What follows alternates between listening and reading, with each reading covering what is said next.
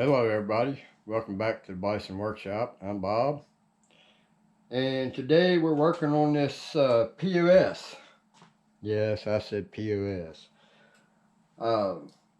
This thing's been nothing but an aggravation for me since I bought it, and I sure wish I had the money to got the bigger one, but I just got finished tramming this thing again for the third time. And it just keeps going out of tram, and there's nothing you can do to stop it. And getting this thing trammed in, even after I put the 3 mounting bolts in it, because originally it only had 2. It had one on the bottom and then the center pole that it pivots on. And I added 2. If you guys want to see that video, you have to go back years ago, probably 6 years to find it, but it's been a while. So I went to tram it in, and it took me about an hour and a half, 2 hours to tram it in, because no matter which way you moved it, it just wasn't working. I broke a micrometer or a indicator, my best one. You hear it? The pin that goes in this shaft on the side broke off.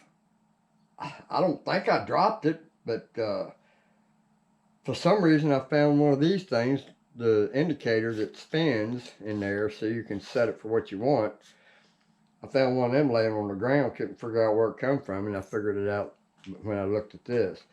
But anyway, I must have dropped it, but the pin that goes in this shaft that goes in that track broke off, and now the spring won't. It still works, it just, you have to let gravity do the job.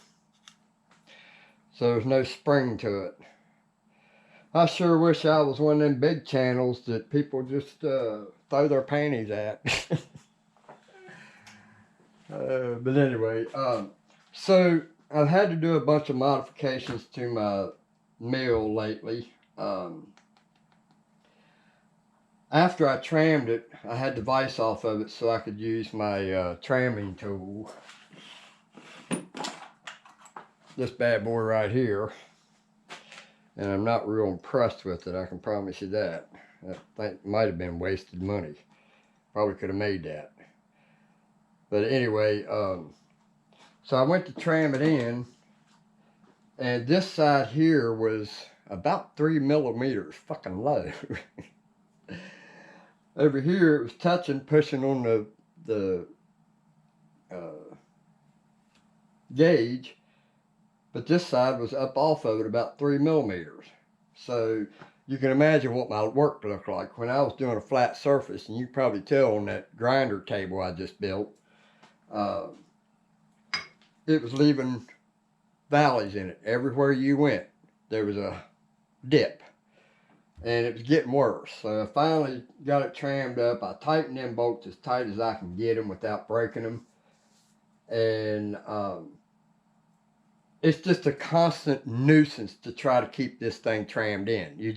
It's impossible to tram this in perfect and keep it there. As soon as the work hits the bit, it wants to cock sideways. Now it hasn't done it yet because I haven't really milled anything. I've been milling this way. But I'm getting ready to test that out. So when I got done with tramming this in, I decided that it was time to take this base.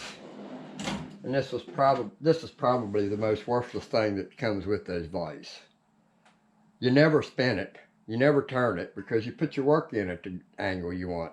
You don't turn the vise. So I finally took it off because it took up too much of my Z-axis travel. So now I've added about, what would you say, about 1.5 inches. We'll just measure that and see. Yeah, about 1.25 inches. So I added 1.25 inches to my Z travel downward.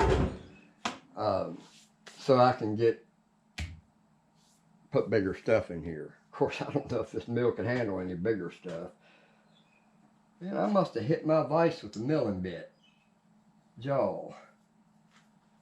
I'll turn that over so nobody can see that. So, when I mounted this on there, I mounted it in the 2 center slots. Alright. Well, it put this handle right in line with this handle. So if this handle was up and I had this in, my fingers would hit that handle. And if you're milling something, this has to stay where it's at, and you bump it, then you're going to change what your bit did, and you're going to have to start all over. So I had to get this out further, not to mention, when I'd have work in there, this was on this side of the vise when I had it cranked all the way in. When I went to crank it all the way out, it still didn't make it to the work. So I had to shift this out. Because when I had the base on it, I had one in this front slot and one in the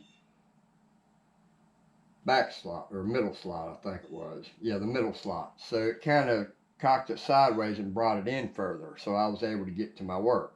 When I took the base off, I couldn't get to my work, so I had to move this out. And that's not a big deal to have it out like that. But I'm afraid that it's going to pivot from the vibration. And I can feel a little bit of movement. So while you're milling on this, that's a lot of stick out off of this bed. So I decided that I'm going to make this a 4-point mount. Now I could do this one of 2 ways. And we'll put you down here and show you. Now I can do this in 2 ways. I can either mill out a slot in this.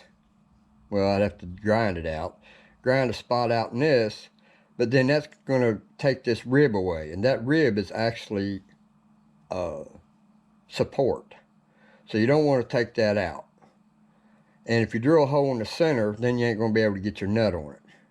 So I decided to take my attempt to make a mold for pellets. Bear with me here a minute. I had this piece right here that I made to make pellets, and it wasn't very good. I didn't get the holes in the center, so when it broke out, one of them is stuck in that one, but it wasn't the right size or nothing. So I decided, it's been laying around for a couple years, because I made that when I was in Winston-Salem about 5-6 years ago.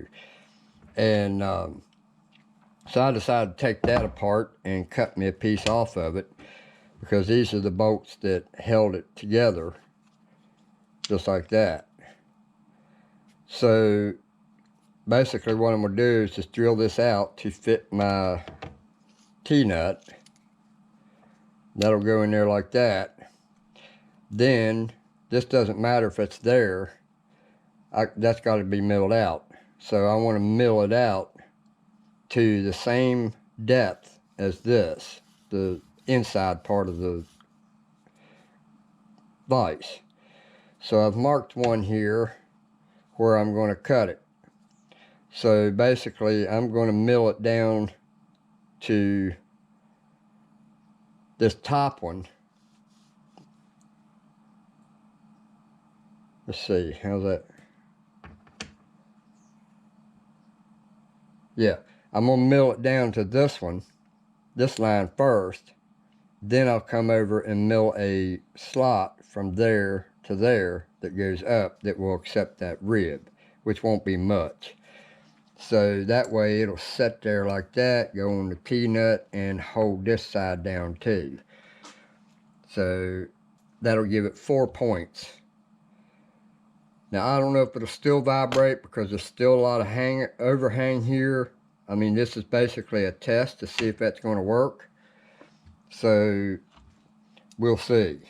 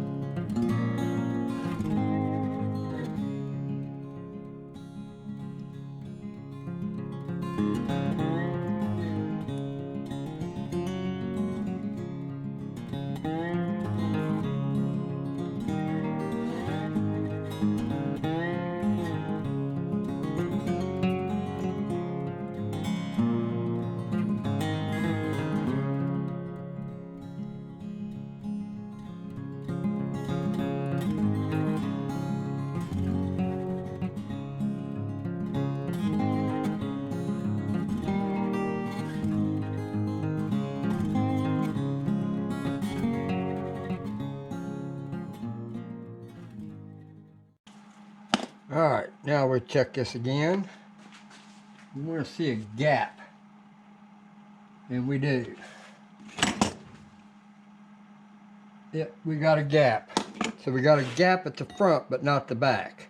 So when this bolt tightens down, it's going to push down on that side. So that's level right there, so I've got a gap in it. So now we got to drill the holes out so that it will fit these bolts.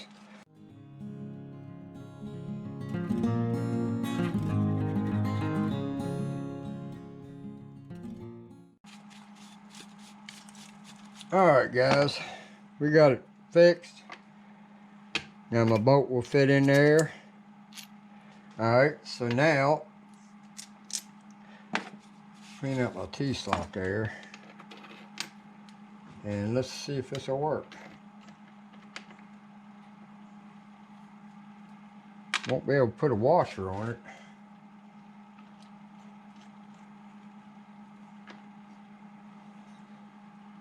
Alright, so let's put the other side on.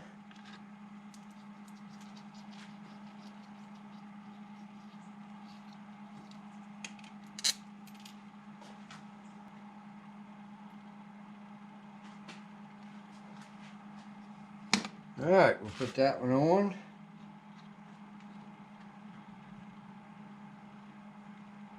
And we'll tighten her down.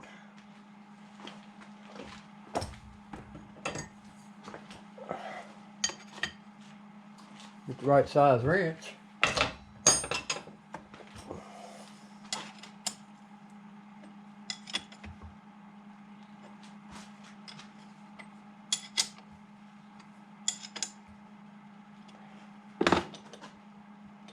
I don't feel that no more. So basically what this vise was doing was pivoting on this center. It's not exactly center, but you got so much overhang here that this thing can actually go up and down right here. Not here, but here. So when this pivots, now that I've got this on there, it's going to hold this side down too. So you got more surface area being held down. So because the jaws are in the center of the table, I mean, we've only got about 2 inches from the pivot point, what was a pivot point. So that'll work.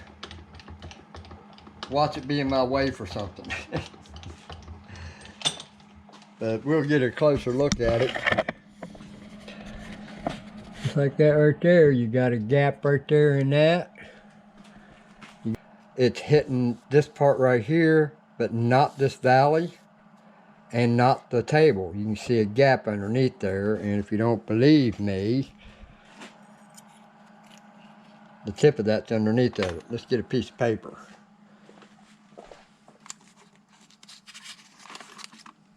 We'll use this piece of paper right here. So you can see it going underneath there, so there is a gap underneath of it. Not much, but it's enough gap that it's going to hold that vise down just fine. So the only thing I need to do to it, if I want to, whenever I feel like it, I ain't going to do it yet, but I'll probably take and chamfer that real good right there, put a nice heavy chamfer here, here, here, and here, and a slight chamfer on the sides here. Make it look a lot nicer. So there's my fix to hold the vise down.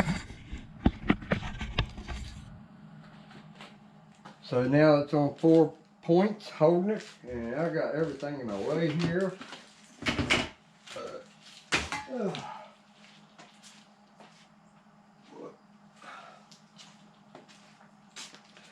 So there you have my fix. I sure would like to have a bigger meal, one that's a little bit more rigid. Like I said, I wish I was somebody on YouTube that people liked. Somebody's probably got one in their shop that they just want to get it out of their way, and I can't find him.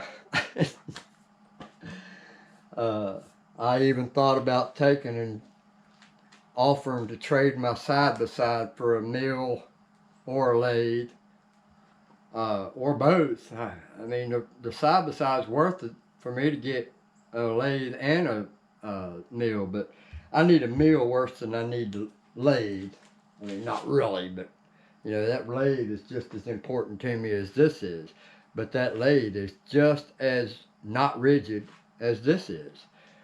I mean, this is a 10-inch Logan lathe, 1947, and it's weak. It cuts okay, but it chatters a lot. I can't figure out where it's coming from. I've replaced the bearings in it. There is no side-to-side play in that spindle. But if anybody got one sitting in their garage, they'd be willing to donate to the shop. I'd be forever grateful. But anyway, I just wanted to show that, and it turned out to be a longer video than I expected. So you guys have a good one. Later. Oh, and don't forget to have your Trump coffee.